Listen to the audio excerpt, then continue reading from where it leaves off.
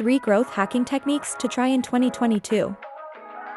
Use free content syndication channels. Where it can be circulated with little to no cost, republishing can pack more value into your best written content. Many of the web's largest content sharing networks provide free channels to syndicate articles and blogs. Project your content in all media types. In both B2B and B2C contexts, today's consumers respond to and expect to find content in an evolving array of media types. To effectively amplify your voice for growth hacking, you will need to project your message in your customers' preferred channels. Automate social media marketing. Here are some automation techniques to implement. Schedule posts in advance for optimal days and times. Create a queue of posts and workflows to fill optimal slots regularly. And use chatbots to maintain 24/7 responsiveness.